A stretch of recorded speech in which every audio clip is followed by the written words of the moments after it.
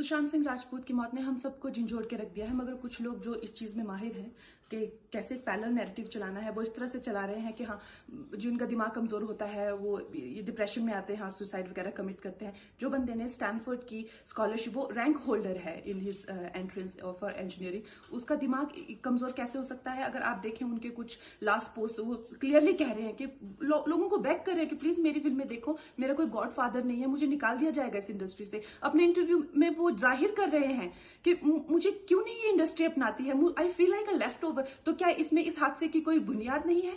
किस तरह से अगर किसी और स्टार किड ने इस तरह से 6-7 के साल के स्पैन में काय पोचे जैसे उनको कोई डेब्यू की कोई एक्नॉलेजमेंट, कोई अवार्ड नहीं मिला, या केदारनाथ या धोनी या छिछोरे जैसी फिल्म, एक गली बॉय जैसी एक वाहियात फिल्म को सारे अवार्ड मिलते हैं। Chhichhore is the best film and the best director, उनकी फिल्म को कोई एक्नॉलेजमेंट नहीं। हमें आपसे कुछ नहीं चाहिए, हमें आपकी फिल्में नहीं चाहिए, लेकिन जो हम खुद करते हैं आप हमारे एक्नॉलेजमेंट क्यों नहीं हमें देते हैं? मुझे इनकी फिल्में, मैं जो खुद फिल्में डायरेक्ट करती हूँ, उनको सुपरहिट फिल्मों को ये फ्लॉप घोषित करते हैं। मुझ पे 6 केसेस क्यों डाले गए, क्यों मुझे जेल में डालने की कोशिश की गई? और मुझे इनके जो चमचे जर्नलिस्ट हैं, वो सुशांत जैसे लोगों पे जो ब्लाइंड आइटम्स लिखते हैं कि वो साइकोटिक है, न्यूरोटिक है, एडिक्ट है। संजय दत्त की एडिक्शन तो आपको बहुत क्यूट लगती है। वो लोग मुझे मैसेज करते हैं कि तुम्हारा बहुत डिफिकल्ट टाइम है, तुम ऐसा वैसा स्टेप मत उठा लेना। ऐसा क्यों कहते हैं मुझे? ये क्यों मेरे दिमाग में डालना चाहते हैं कि आप सुसाइड कर लीजिए? तो ये सुसाइड थी कि ये प्लान मर्डर था? लेकिन सुशांत की गलती यही है कि वो उनकी बात मान गया। उन्होंने कहा तुम वर्थलेस हो, वो मान गया। उसने he didn't remember what his mother told him. उन्होंने कहा कि तुम्हारा कुछ नहीं होगा, वो मान गया। वो चाहते ही ये है कि वो इतिहास लिखे और ये लिखे कि सुशांत कमजोर दिमाग का था। वो ये नहीं बताएंगे कि क्या सच्चाई क्या है। तो हमें ये डिसाइड करना है कि who will write the history, we will decide that. आज एक प्रॉमिस करो कि टेंशन कोई भी हो, सोल्यूशन है, कहीं ना कहीं उसका सोल्यूशन है। और वो सोल्यूशन आत्महत्या बिल्कुल नहीं है, कभी नहीं है, किसी हालत में नहीं है। देखो, मैं कितना भी ज्ञान दे दूं, सोचना आपको खुद ही है कि आपकी जान आपकी सबसे कीमती चीज है। चाहे कोई भी बड़े से बड़ा स्ट्रेस हो लाइफ में, एक बार इमेजिन करो अपने माँ बाप की हालत अगर उन्हें पता चले कि तुमने अपनी जान ले ली है, खुदकुशी कर ली है। शायद आप सोच भी नहीं सकते कि उनको कैसा फील होता होगा। एकदम डायरेक्ट बोलूं, दिल से बोलूं, मेरा पहला नेशनल अवार्ड जो मुझे आज हमारे आदरणीय राष्ट्रपति जी के हाथों से मिलेगा, मैं बता नहीं सकता कि कितनी खुशी हो रही है।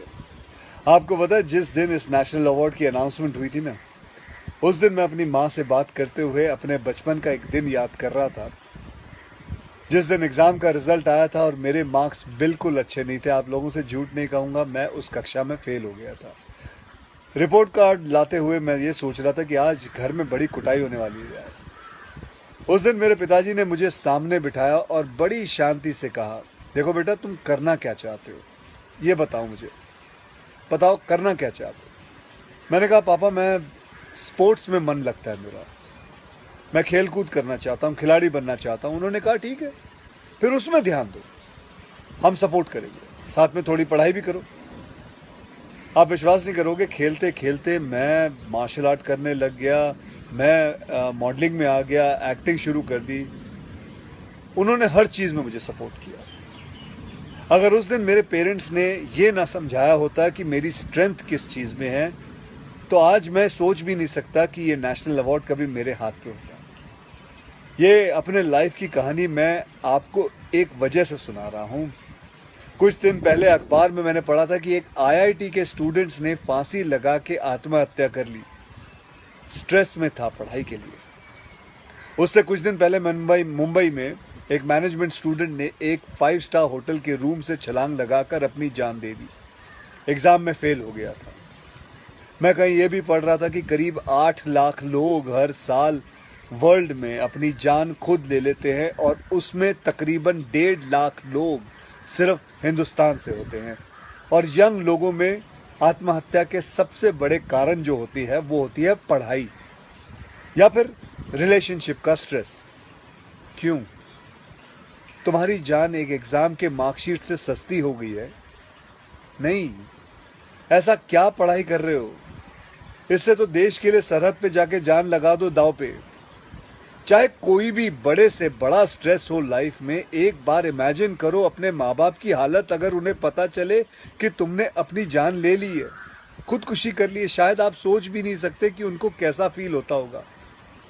मान लिया कि आपका स्ट्रेस बहुत बड़ा है, पर इतने हल्के में मत लो अपनी लाइफ को यार। आपको पैदा करने वालों को जिंदगी का सबसे बड़ा दुख दे के मत जाओ। और पेरेंट्स से भी यही कहूंगा, यही पूछना चाहूंगा कि कहाँ गए वो ज़माना, कहाँ गया वो ज़माना जब आप लोग अपने बच्चों के साथ डिनर टेबल पे बैठ के बातें किया करते थे, पूछा करते थे कि कैसा चल रहा है, आपके दोस्त कैसे हैं, पढ़ाई कैसी चल रही है। आज आपका बच्चा आपको अपना स्ट्रेस कैसे बताएगा जब आप भी अपने फ़ोन में आंखें गाड़ के बैठे हो और आपका बच्चा भी फेसबुक पे फ्रेंड्स ढूंढ रहा है। ऐसा क्यों होता है कि जब बच्चे को हाथ पांव पे चोट लगती है तो आप फट से डॉक्टर को बुला लेते हो, लेकिन अगर उसे दिमाग में स्ट्रेस हो तो हम बस एक लेक्चर झाड़ देते, कहते थे बेटा नो, थिंक पॉजिटिव बेटा, थिंक पॉजिटिव। मेंटल हेल्थ के लिए भी डॉक्टर या काउंसलर से हेल्प लेना उतना ही ज़रूरी है जितना और किसी तकलीफ के लिए। इसमें कोई शर्म की बात नहीं है। देखो, मैं कितना भी ज्ञान दे दूं, सोचना आपको खुद ही है कि आपकी जान आपकी सबसे कीमती चीज़ है।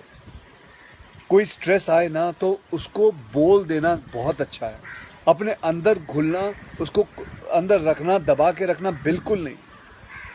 किसी दोस्त को बोल दो या अपने माँ बाप से शेयर करो।